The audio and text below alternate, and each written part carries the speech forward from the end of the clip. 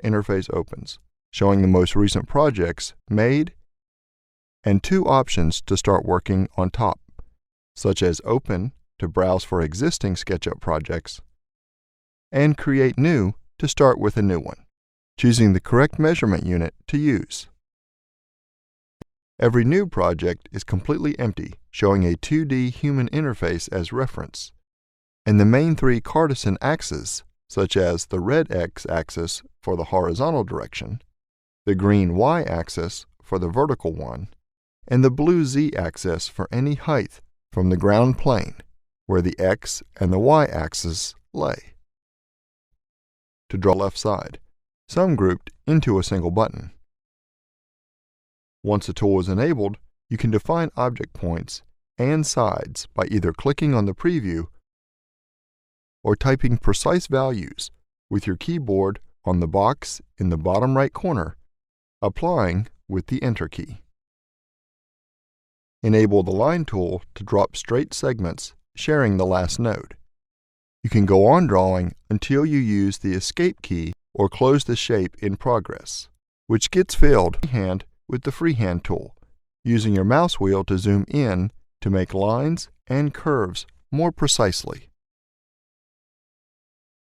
Arc tools to drop arcs in different manners, depending on the kind of tool selected. On how to use the current tool. With the rectangle, the circle, and the polygon tools, you can create regular shapes by fixing 2 points on the preview. Being close, shop 2D and 3D into type inside and specify the font family and style, including its size under height, its filling, and also its extrusion length. The extrusion can be enabled to drop 3D or simple 2D text.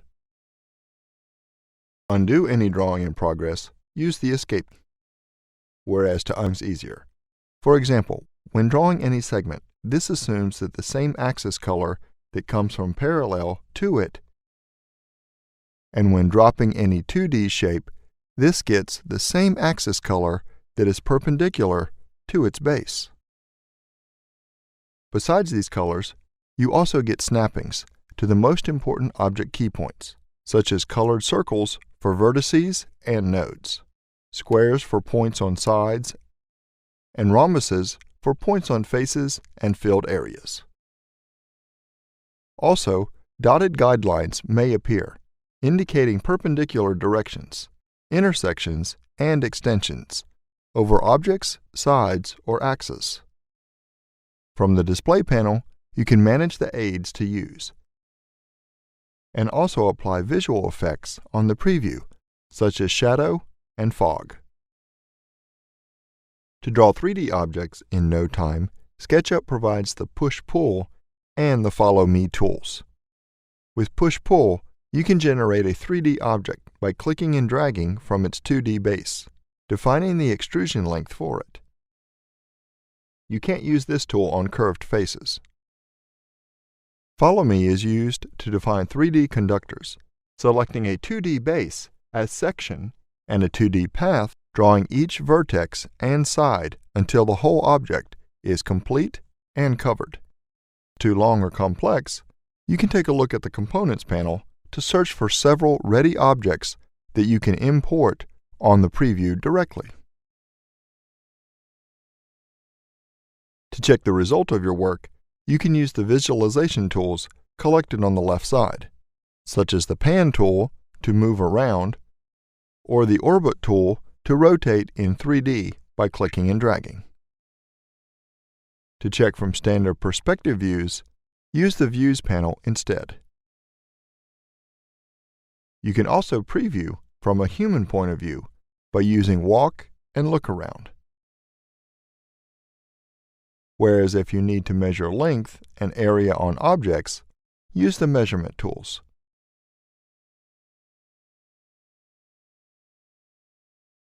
You can set their units, annotation style, and precision from the Model Info panel. You can also open the Styles panel to preview your objects differently. Now let's see how to edit and reshape the objects on your workspace by using the tools on the left side. First of all, you have to use the Select tool to select the object to be edited by clicking on it. By default, SketchUp selects the subcomponents of an object, such as single sides or faces. So when you move or edit any 3D custom object you have made, this gets deformed as its subcomponents are moved or edited. To modify a 3D object entirely, you have to select all its subcomponents together. Right-click and go to Make Group.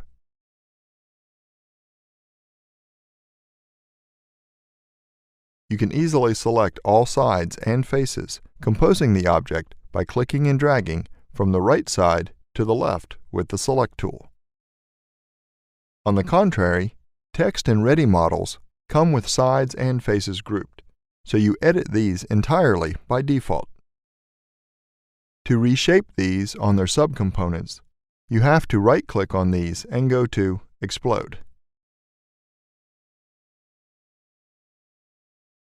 To deselect all, just click elsewhere on the workspace. Use the Move tool to move selected objects where you like, whereas choose the Rotate tool to rotate these by fixing the main anchor point and then the rotation angle. You will rotate on the ground plane when the goniometer is shown in blue color. Enable the Scale tool to scale the object by clicking and dragging couples of cubes toward different 2D and 3D directions. Whereas use the Offset tool to add a 2D contour, which keeps a fixed distance from the original object perimeter. To cut, copy, and paste the selected object, use Ctrl and X, C, and V. You can cut any object to remove it from the workspace. You can also apply great materials to any 2D or 3D object with filling in order to improve their appearance on the preview and make these more realistic. From the Entity Info panel, you can go to Material to apply several materials, such as metal, glass, or patterns. On Back Material, you can choose another kind of material for the back side. These materials are applied on the whole object in case this is grouped. To save your project in progress as a .skp file, use the Save button in the top left corner. This will be listed within your project list inside your Trimble account, which can store up to 10 gigabytes of content. Thanks for watching this video. Make sure to check out our YouTube channel to get free and outstanding tutorials on other professional software.